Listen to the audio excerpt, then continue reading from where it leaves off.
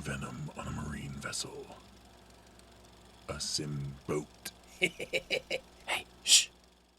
Welcome back to Not Another Needless Sequel, where we talk movies and propose unnecessary prequels, sequels, reboots, and remakes. My name is Kane, and today I have with me my wife, who's going to jump right in and tell us the story for 2021's Venom, Let There Be Carnage.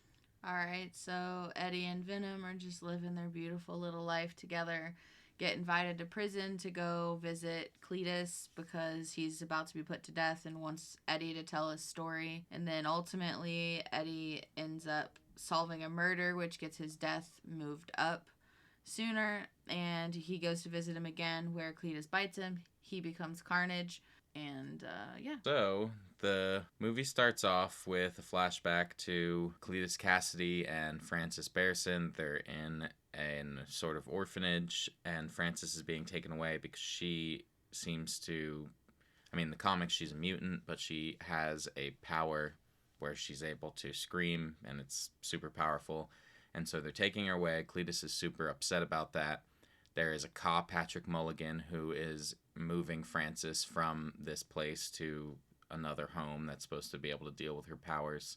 Frances screams and deafens his ear. He fires a shot thinking he killed her, which when they were moving her, I was a bit confused why they did it that way because they act like they didn't know that she could do that. Like, why did they have a cop sitting in the back seat with her? Why didn't they tape her mouth or something? I don't know. It's like they didn't know, but they were moving her because they did know. Anyway, when that's over, we get back to the modern day and we see that that same guy, Patrick Mulligan, he's now a detective. He's speaking to Eddie Brock, telling him Cletus Cassidy will only speak to Eddie Brock and they need him to go there and talk to him and see if they can get any information about the bodies. So Eddie does end up going. Cletus Cassidy tells him that he wants to send a message out to the papers, and if Eddie will print that in the papers, then Cletus will tell him the whole story and everything that they're missing and all the secrets, all this stuff about him. And as Eddie is walking out with the single quote, and the quote is some poem or something that has to do with basically sending a message to Frances, who we do get a little flashback seeing that she does get to read the Daily Bugle every day. And I guess anytime that Cletus Cassidy says something, they put it in the Bugle. So Eddie is walking out and he sees Cletus Cassidy's room because Venom points it out to him and says, stare like in the room like I'm showing you something. And later on they go home and Venom kind of explains it and also uses Eddie's hands to redraw like a perfect recreation of what was in the room. And basically they see where the bodies were buried based on these mountain formations, rock formations. He matches it up with the real world and he finds the body without getting all the information from Cletus. Like, he does print that quote, but he didn't let Cletus tell the story and give all the information. He pretty much just found a body and they were like, look, he did this and he's horrible. So they end up moving up the execution date for Cletus Cassidy, and also Eddie Brock is like doing better and he's like back on top for like a second. Cletus is pissed off. So meanwhile, Venom is like saying, you know, this is great. Like, we could be doing this all the time. We could be out there solving murders, eating the bad guys because I want to eat brains. I'm tired of just chocolate. Brains, it don't lie. There's like a chemical that's supposedly only in brains and chocolate that Venom needs to survive. I didn't look into it. If that's real, I have no idea. That sounds fake, but what do I know? When Eddie and Venom are arguing with each other in his apartment, Tom Hardy recorded lines as Venom, which were then played back into an earpiece that he wore while he was filming, and that let him just improvise his dialogue back to Venom. So he's actually like arguing with himself in that apartment while they're filming it, and I thought that was super funny. And while Venom is telling him, you know, he actually says it in the last movie as well, and then he says it a lot throughout this movie, but he says we could be helping people. He says that they could be lethal protectors, and that is a reference to his comic arc that was called Lethal Protector from 1993, and he forms a truce with Spider-Man and does move to San Francisco and makes himself this anti-hero who's, you know, he looks terrifying, so people don't really accept it. But that's that whole thing. And, you know, some of those story beats do kind of match with what they've done here. Not necessarily the Spider-Man part. But, yeah, all the arguing that happens in this apartment scene, but also throughout the movie, I think was fantastic. Like, it's one of the huge highlights of the movie. Yeah, their dialogue towards each other, like, back and forth, it really is. It makes the movie, like, funny, and then you go back to the serious. Yeah, and I don't think it's too much, but I think it would be crappy if it was just constantly this brooding evil voice in his head that was like, let's kill people. Like, Yeah, it wouldn't be as fun. yeah. Which, you know, some people are going to argue and say it shouldn't be fun, but I think when it's his solo movie, you can't just watch someone be like this the whole time and enjoy it. And normally Venom would be murdering people. Yeah, well, that's what some people do want. Well, I mean, he does kind of murder some bad guys. he does. He eats their heads. So, Spoiler alert, he eats Cletus Cassidy's head. I mean, you know that can be cut, and you know you're going to cut it, so... Venom has basically had enough and is starving. And so when Eddie sits down to write, he took control of his hands and is typing dick, which first of all, he's spelling it wrong. D-I-K, D-I-K, D-I-K. But he keeps doing it. And he's like, food, food, food. It's like taking care of a toddler. Yes, or like I wrote like a dog. Like it's just ridiculous. A dog is a toddler. Our dog especially. Yeah. Well, you know, that part is pretty funny. They go down to Mrs. Chen, which she's just been like a recurring side character. You know, she popped up in Spider-Verse. That was funny when Spot comes to see her and she's just not surprised because she's used to Venom. But I guess she's supposed to be having a supply of chocolate for them and she doesn't have it. It hasn't come in yet. Yeah, and he's like, what the fuck are you talking about? Like, and they're like threatening her, but not really. Like, I don't know, I thought they had a deal. And now she's just like, what are you gonna do about it? Anyway, he ends up getting contacted by Anne, which is the woman from the first movie. And they kind of do that thing where it's like at the end of the first movie, you almost thought they're gonna get together. And then they didn't. They just were like, oh, all this stuff happened between the movies. They're not together. And Venom shit talks Eddie about it. He's like, it's your fault. They're actually like jumping through the city as Venom's like talking about how great they could be when he gets the phone call from Anne and she wants to have dinner. Did you see that he's just tearing up the sides of buildings? Yeah, pretty fucked up. Just cement falling hundreds of feet to the ground. Hope nobody was walking by. Surely not. He's a hero. So he talks to Anne, and Anne, I think, is really mean about the whole thing. And Anne gets engaged. I wonder, why are you telling your ex you're getting married? I actually said that too, where she specifically says you could just say congratulations, I'm so happy for you. That's a little messed up considering like she knows Eddie is in love with her. And it feels like she's rubbing it in his face and expected a different reaction from him, which is total bullshit. I think that it's almost like it's leftover nonsense from like older movies. Even like you tell your ex to let them know like, hey, don't ever bother me again. Like, but in the modern day, they'll find out through social media, through friends. You don't need to tell them. So don't do this. Don't do this weird. Invite them to a nice dinner and then break their heart and then be like, by the way, you suck. Yeah, that's exactly what it was. And she was like, well, you couldn't get... It seemed like between the movies, it was because he couldn't get rid of Venom. And, like, he lied to her about Venom still being there. Yeah, he did do that. And she knew. She picked it up very quickly. But he's depressed. And he's, like, you know, it shows that he's just being dragged around, basically, the house as Venom is trying to make him breakfast and cheer him up, which I thought was kind of cute, that Venom is making him breakfast and telling him, like, it's going to be okay. And granted, the breakfast looks disgusting. Absolutely terrible. It's a mess, but he's doing his best for a guy that eats chocolate and brains. Anyway, during that time, Eddie gets a postcard from Cletus Cassidy. It's a small line, but it makes me laugh when he looks at it. The way that Cletus wrote on it, he wrote very small and spiraled it around the edges of the entire postcard. And Venom's like, are you pen pals with an ant? Yeah. Anyway, he's sitting there reading it, and Cletus is basically like, I want you to come see me get executed. And by the way, you're horrible, and this is all your fault, and I'm going to come for you. Kind of tells him a life story, which, here's the thing. It shows, like, you know, the scenes are Cletus writing, and then the flashbacks to, like, his life and all of that. But that postcard is too small even for him writing, because I saw the writing on that postcard after, and it's not as small as it seems. Yeah. And there's no way that entire dialogue fit. We should have paused it and Plot read it hole. and saw what was actually on it. Plot hole. But yeah, they do like animation that shows Cletus Cassidy's childhood, and I thought it was really cool. Like it looked like it was like Tim Burton or like I was thinking, those children's books, David. yeah, something like Yeah. that. Like the way that it was done looked really well, and it showed that he fucking killed his grandmother, he killed his mother. Like what an animal. Anyway, Eddie does go to see Cletus one more time before his execution, and he's up against the bars. They tell him, stand 6 feet away, whatever the fuck, however many feet. There's like a perimeter. Yellow line. Yeah. And he's talking to him, but Cletus says something to him about him being a loser, something that gets under his skin.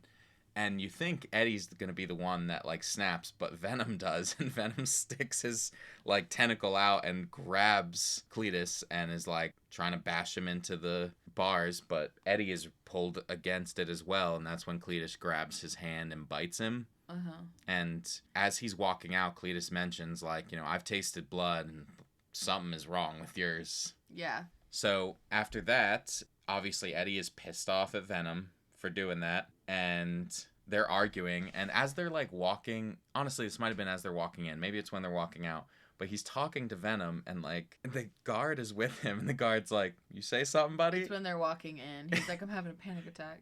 And then he says something to a woman. He's like, I have no explanation. Yeah, he walks in there and he's like, Venom's like, you suck. And he's like, you suck. And that woman's like, excuse me? And he's like, wow, I don't have an explanation for that one. Yeah. Yeah. That's before, but then they go back to the apartment and they're fighting and arguing because he's like, this is your fault. Venom's like, I didn't want to see him in the first place. Like, I told you not to do this. And they get into like a physical fight, which is just a dumb idea for Eddie because he's in his body. He's just throwing him around. And Venom like detaches from his body and starts throwing stuff out of the window. TVs, and when Venom grabs the TV, Eddie grabs the chicken, and Venom's like, Sonny, you wouldn't. Yeah. And he's like, he eats chicken brains and chocolate and all of this stuff, but decided to keep 2 chickens as pets around Sonny. I don't know the other one's name. Cher. Okay, I was gonna say, is it Cher? So, that was funny, but they ultimately decide to go their separate ways. Yeah, and so Venom leaves Eddie, which we know from the first movie that Eddie was supposed to be like a perfect match for him, and like not every symbiote is a perfect match for their host. Yes. And so he can't really just go to anyone else, but he does start, like, he falls out the window onto the guy that's down there yelling about Eddie and them throwing shit out the TV, or out the window, and he takes him for a little bit. Eddie, he starts cleaning his apartment. He tells the chickens that they're evicted. And, like, he takes him to a statue and is like, don't give me that look. Yeah, so they're like broken up, which the way they did it I think was very funny, and it does seem like that part in a rom-com or something. Like, they're separated. Venom's at a rave party giving speeches, dropping mics, and everyone thinks it's a costume. And yeah, and that scene is great because he's like, they think he's coming out to the crowd, and he says he's coming out of the Eddie closet. And, like, the crowd seems confused, but they're just so supportive. Like, it's such a good scene. Yeah, it's really good. But meanwhile, Cletus is... he's about to be executed. Yeah. And they have him, on his table, ready to be injected. And as he's getting injected, like, the Venom symbiote turns, I guess, to Carnage, and it's in him trying to protect him. And it comes out. It's almost like the poison that they injected helped augment Carnage and make him different. He, of course, gets the symbiote, and he's already a murderer. So, like, his symbiote just goes all out. They are killing everyone inside that prison. You can see he is doing the same thing that Tom Hardy does, where Woody Harrelson is voicing Carnage, and they just, apply filters or whatever. So one of the things that I read was that he initially didn't want to voice Carnage, and he felt super nervous about how it would be perceived. He suggested that Andy Serkis do it since he was directing the movie, and of course Andy Serkis is known for... Schmeagol, Caesar. Yeah, like, he does it all, so it wouldn't be crazy for him to do it. But even though Woody Harrelson called Andy Serkis the master of voices, they wanted Woody Harrelson to do it. And by the end, he said that he really enjoyed it, which I think he did a good job, It doesn't sound off or anything. No. And it I think it's doesn't. better that it was his voice turned into that versus Andy Serkis doing it, because I think it shows how he's like attached to him. Yeah, I agree.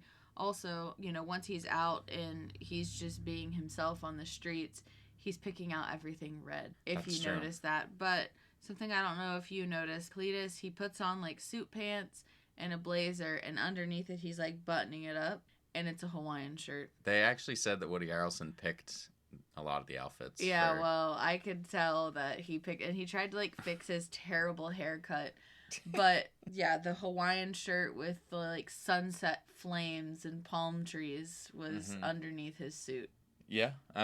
Like, I think that, it matched though for his character. Like, it just felt crazy. And Yeah, I did. I really liked it. so he steals a car. That's like the first thing. And, it shows that, like, while he was in the alleyway before he stole the car, it shows he just killed some random woman. Her body's laying there with no head. Like, he's not at all telling Carnage, like, oh, we need to not eat people's he's a heads. murderer. Yeah, he doesn't care at all. So he steals that car and he heads to get Frances, yes, and break her out. And, he's on the loose. And so Patrick Mulligan goes to see Eddie and is like, well, what do you know about this? Like, you were the last one to talk to him. Like, you're his only friend. And obviously, they're not friends. He didn't do anything except he did get his hand bit. But Eddie doesn't know yet that he has a symbiote. They're telling him, like, oh, they're saying everywhere he goes, people are seeing monsters, so what is he doing? And they think it's, like, something in people's heads, but it's not. So, Carnage does break out Frances, who, like I said, her name is Shriek once she gets, like, a symbiote and stuff in the comics. That doesn't seem to happen here, but she's Shriek, and they are just ridiculous together. Yeah. I do like the scene of him breaking her out. I feel like it's what they should have done with the first Suicide Squad when Joker breaks out Harley. Like, it felt better than that. But at the same time, they are insane. I don't much care for Shriek and her character. All around, I feel like she was only there to be the counterpart to him. Yeah. And I think that they didn't need to do that she could have been her own or something else. I don't know. But she definitely could have, because she doesn't know, like, Cletus also doesn't know that sound affects the symbiotes. Yeah. And so he's with Shriek, which, like, in my mind, I'm like, this makes zero sense because she's the screamer, so she can't even help them escape, because when she does scream, he, like, freaks out and is like, she does that again, I'm murdering her. Yeah. Because Cletus and Carnage have the idea that Carnage will go after Venom, but only after he helps Cletus get Frances. I thought was strange, because I was like, there was no reason for Carnage to agree to that deal. He was like, yeah, we'll do that first. Why? He was like, dude. You're in control. I know. Like, and you guys aren't a perfect match. You don't need him. You can go to a different host. Yeah. Like, don't do what he says. I don't know why you went along with this. Like, you were just like, okay, sure, whatever you want, buddy. Anyway. That's when they agreed to have a quote-unquote red wedding. Yes, they are going to get married, and they want to have, like, Shriek is like, oh, I want Detective Mulligan there because he took my eye. Cletus wants Eddie there because Eddie wrote that story about him, got him his execution moved up, and then Carnage wants Venom there because he claims he's going to be the most powerful once he kills Venom. Yeah. So they all have their reason for wanting the other main characters there, and when all this is going down, Eddie eventually is being held in prison because they think, he definitely has something to do with this, and they're questioning him, and he gets in contact with Anne, gets her to go and find Venom. After Venom was doing the Raven shit, he was weak from, one, he continued to follow the rules of not eating brains. Of any good people. He still was being a good guy, which shows that, it's not just Eddie controlling him. He really was trying to be good. Right. And he's weak, and so he crawls to Mrs. Chen, and he takes over Mrs. Chen's body, and, like, it's funny because Anne goes there to get him, and Anne realizes he's in there and starts flirting. And she's just like, are you the big, strong hero? And, like, that scene I thought was funny. I like how Miss Chen's eyes change. That was horrifying. And then when she's like, let's go get Eddie, her teeth also change to Venom teeth, but she doesn't. Yeah. And so then Venom enters Anne. and she's the carrier to Eddie. Yeah, she brings it back to Eddie, and so I think it's funny how all of this. I like how they showed that Venom and Eddie really are better together than apart. Just kind of further proving that perfect match thing that we're all talking about, because that's like a huge thing in this movie, and how Venom actually does miss him. I think when they did this movie, if I remember correctly, they kind of they did some marketing that was like as if it was a rom-com, like around Valentine's Day about Eddie and Venom. I think they did. I could be remembering a different thing. But yeah, so they do eventually arrive. Everybody's at the wedding and the fight.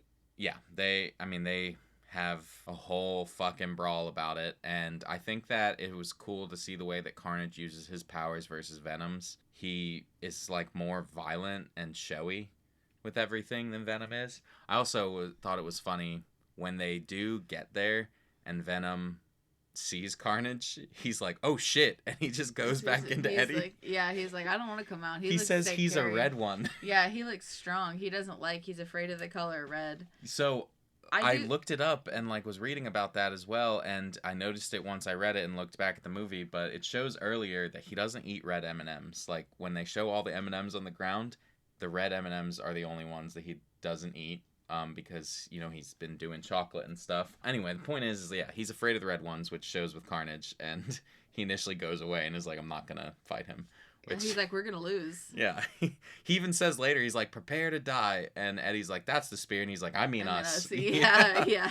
That when they are also fighting, I was surprised that Dan, who is Anne's to-be husband, fiance, whatever, comes in with fucking gasoline and fire and is just pouring it onto like, Carnage. Fire and sound without the sound or something stupid. It's dumb, but at the same time I was like, okay, Dan coming in with the save. I thought you were just gonna be gone for the rest of the movie. Yeah, for sure. I also want to make a comment because like we know this is the final battle. I thought the CGI was good. Yeah. And I know we just watched Morbius and talked about the shitty CGI, but to me, Venom Let There Be Carnage came out first. Mm-hmm. Why is the CGI so much different and worse? I honestly think that they knew that Venom 2 was going to do better than they thought Morbius would do, because Venom 1 had already had some success, and Tom Hardy carries a lot of favor. People want to see him. And, you know, he's heavily involved in these movies. So does Woody Harrelson, because he's Haymitch, and, I mean, he's done so many other things other than that, but... Yeah, like, people do like them, and so I think people want to see them. People don't really like Jared Leto to begin with. Is he a likable guy? Oh, let's not get started. That's not up for me to determine. So, during that fight, Shriek falls from a high location, and she lands, and then a bell crushes her. And my thing is like, obviously they left it up to determine whether they want to bring her back or not, because the bell could have not killed her. But why the fuck didn't the fall kill her? I know. She, killed Gwen Stacy, am I right? Well, you know, her neck was snapped by unseen forces. But maybe not. Apparently, you can fall through a church and just live. I don't know how. Not to mention, she screamed as she was falling, which I would have thought would have propelled her further and harder into the ground. I agree. I think that she should be dead. I don't think that she's like enough to like bring back. I don't know. But Carnage also, like, you know, the reason that happened is because he was gonna kill her, because she screamed again. He was like, all right, well, we're gonna just end this. And Cletus was like, no. Which shows them separating again, and they're not agreeing or getting along. Yeah, they're not a match. But in the end, Venom eats Carnage, just the whole symbiote. And then Cletus's head. Yes. Which Cletus, like, says something to Eddie, and Eddie's like, I'm sorry.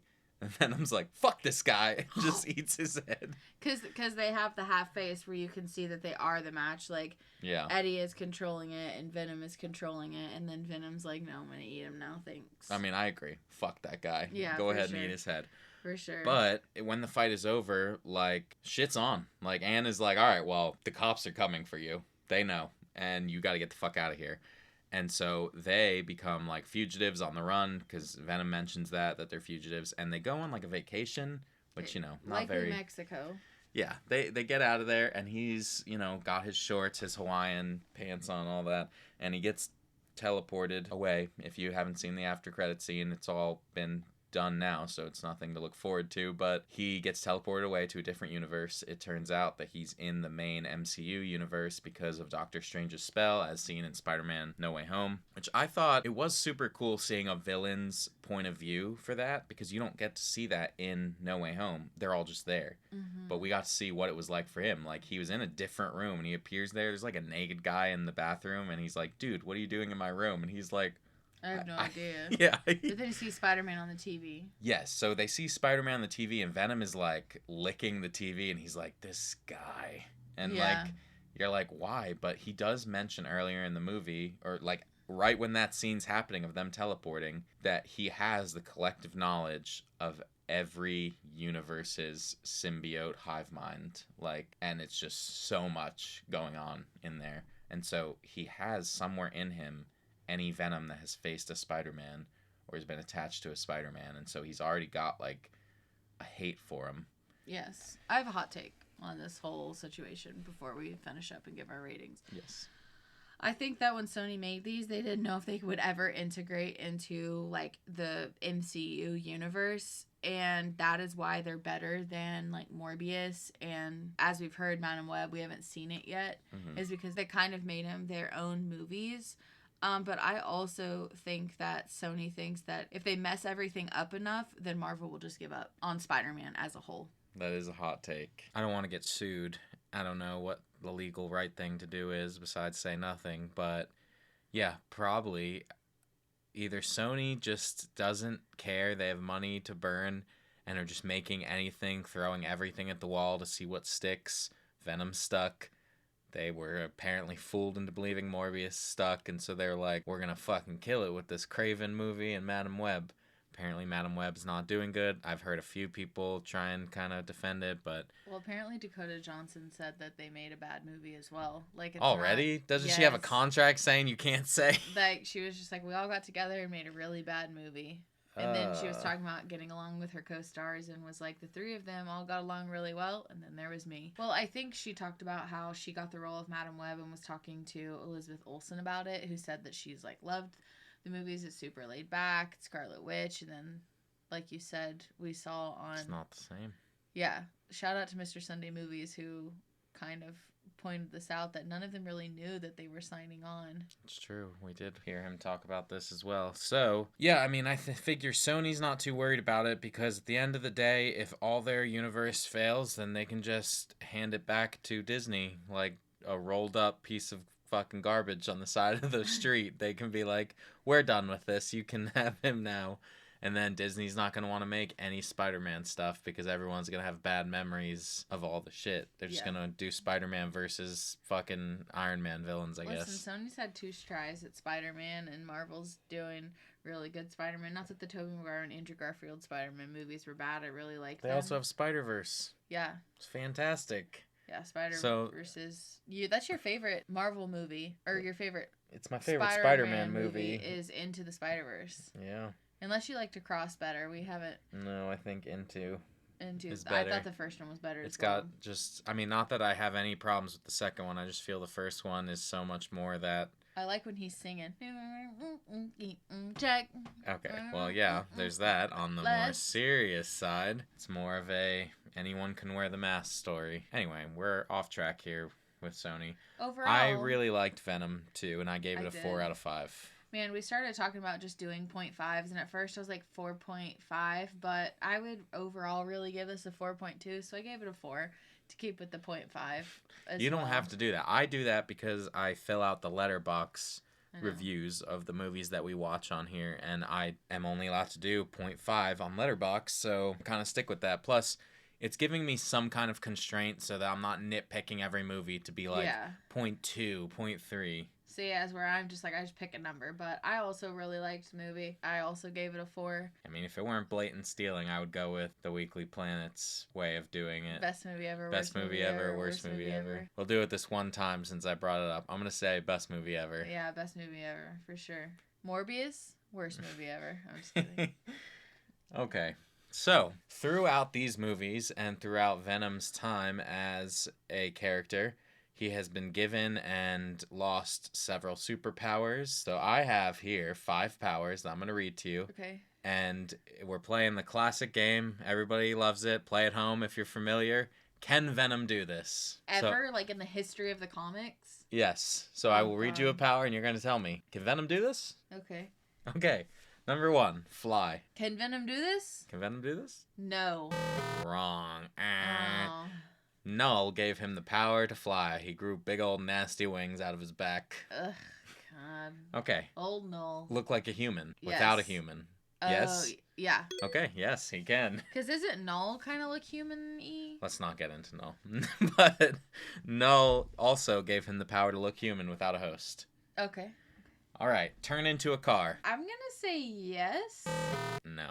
Oh. However, he can merge with a car and bring it to life, Ghost Rider style. Okay. I Teleportation. just figured because he can, like, do whatever with his... I didn't say it had to look good. No.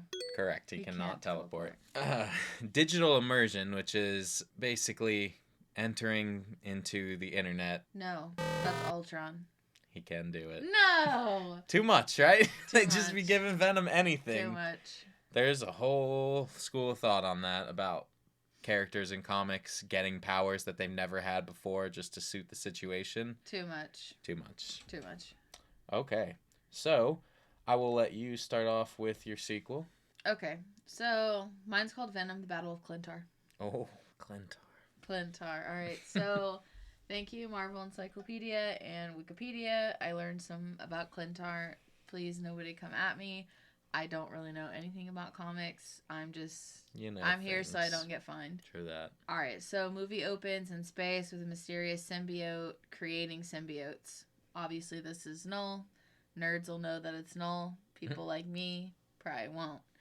And he's raising symbiotes for a great war. Present day, Eddie and Venom, they're still in Mexico trying to figure out their next move.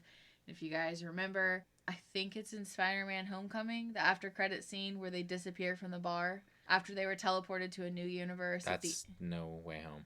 Okay, so yes, in Spider-Man No Way Home, spoiler alert, if you remember at the end of Venom Let There Be Carnage, they teleported to a different universe. In No Way Home, they go back. Yeah. And they're back in their universe. So they just come back and they're like creeped out and don't know what's going on. But suddenly when they come back, Venom can tell what's going on his planet since they just got back in the universe. He gets like an overwhelming feeling on his home planet and sees that Null is basically just trying to create an army to destroy everything. He tells Eddie the origin story of his creator, Null, and how Null got his powers from killing a Celestial but was beaten by a Thor. And he then created a fake planet known as Clintar, and he uses that to make symbiotes and send them out into the universe to do evil, bad things. Mm-hmm. So on this planet, though, the symbiotes don't need a host, as where Venom needs a host on Earth. So that's how you're going to see the rest of the Null story. And then Venom decides, because he is the lethal protector, that he has to go and stop Null. And so they have to go to space, but they'll be badly outnumbered. And Venom's like, we're going to die, but let's try anyways. Essentially, kind of like he did with Carnage. Oh, we're going to die. I don't want to come out. Yeah. So... Oh, shit. That's a red one. You know, I decided, like, they're going to go to space somehow. I don't know if it'd be, like, a comedic scene, like, NASA's launching a space shuttle and they, like, hop into it. Like, you know what I mean? Venom forces him to cling onto the side of the rocket. Something like that. Like, I don't know. I feel like that should be something funny. Didn't really, like, flesh that out. I'm not an ideas guy. No, it's good. So once there, Venom can feel a lot stronger because he doesn't technically need Eddie to thrive, and Eddie can notice that Venom would be stronger without him. However, they are a perfect match, and Venom doesn't want to separate because Eddie wouldn't survive. He doesn't have a spacesuit or anything like that, so Venom doesn't want that. So they start fighting smaller symbiotes and are winning together, but Null ultimately finds out that they're there and beats that ass. And so obviously they recover, and Eddie and Venom ultimately decide to find him a new symbiotic host so Venom can get his true powers, and Eddie, and then it'll be 2 instead of 1. Venom ends up like getting other symbiotes to fight with them because they don't like being under Null's rule and together because they're a match. Like Eddie can, Venom can get into Eddie, and then another symbiote will get into Eddie to keep Eddie alive to fight, and they win and defeat. Okay.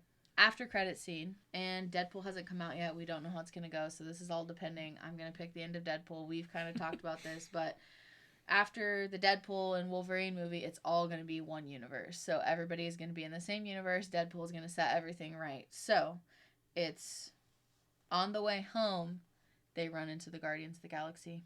Oh, and they're in space. And the Guardians are like, what the heck is this? And it's the new Guardians. So Rocket, Groot, Kraglin. I can't remember who else was at the end. But it's the new Guardians. Yeah. And they'll be like, what the heck is this? And that's how you're gonna. Anyways. I like it. I'm doing my best. Last time I didn't say I like it, you judged me. So yeah, I did. I'm letting you know I liked it. You did? Yeah. Oh, nice. I like Noel. I wish that they had done that when they did Gore in last Thor movie. So tell me about yours. Mine, Venom, Realms of Madness. Oh, we got some time travel, boy.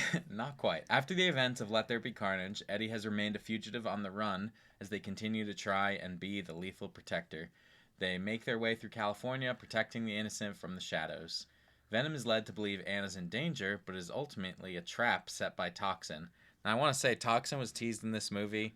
I don't want to do a whole movie that's versus another symbiote exactly. Yeah, that's why I guess I kind of did that, but that's I took it to different. space. Yeah.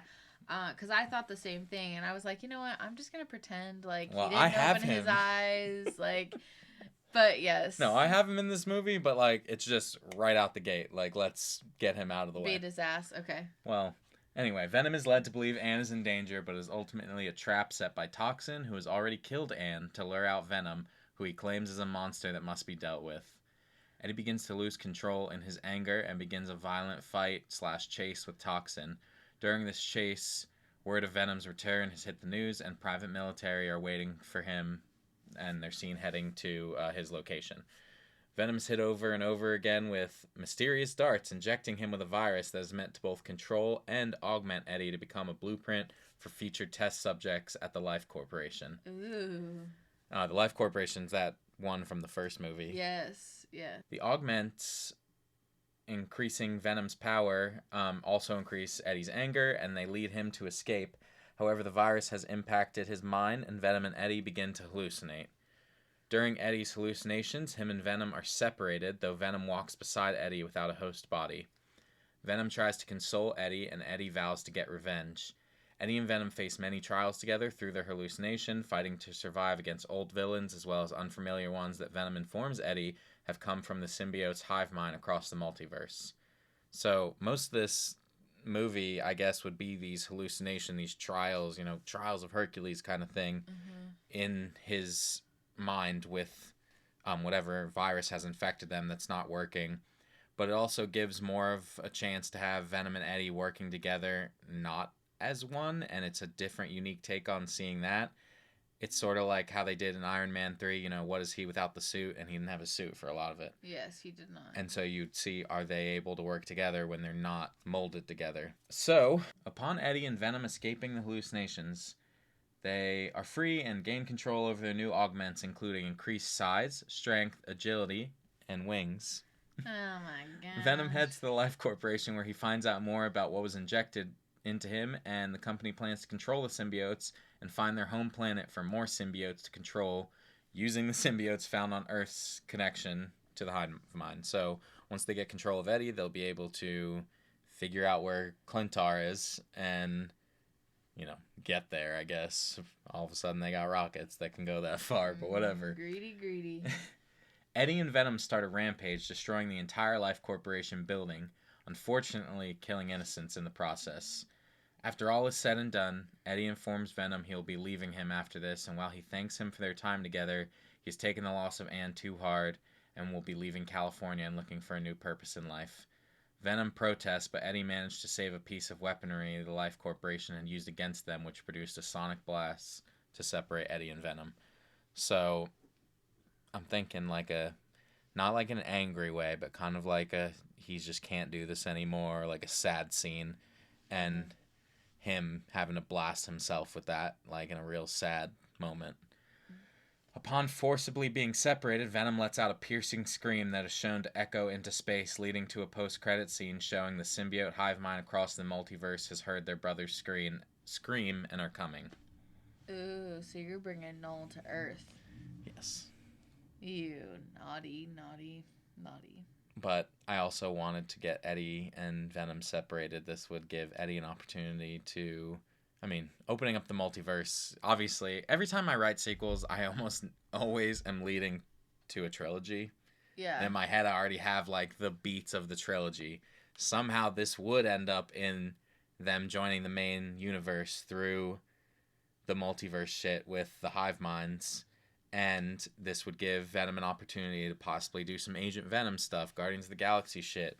Maybe get Eddie to a New York of some sort, and then eventually back with Venom. Like, these are all things I'm like, that would all be great for the third one. But obviously, I didn't write it out. Yeah. Anyway, that's my sequel. What'd you think? I liked it. You have well thought out plans. As where I'm like, here's no. I mean, look, we're not screenwriters. Obviously, at the end of the day, somebody could listen to this, look at our shit, and just be like, that's garbage. That would never work. You got a lid on your mouth? That's a garbage apple. I see people online, on Reddit especially, every time a fucking Marvel movie comes out, they're like, this is what I would have done. And you read it, and it's the most trash take you've ever seen. Yeah. You're like, this would be awful. I'm not a screenwriter. You write, though. Yeah, but I'm not a published or a sold or anything. Listen, the listeners don't have to know that. You're right. I've actually written many big hits. I know all about movies. I do the movies all the time. Anyway, thank you for making it this far. If you'd like to vote on whose sequel was the best, come by our YouTube channel for the polls or let us know your idea with a comment, tweet, or you can reach us at needlesssequel@gmail.com. Links, as always, will be wherever you are listening. If you had a good time, share a show with someone, leave us a review, and come back for more. We would love to have you. All right, be easy, everyone, and we will see you next week. See ya.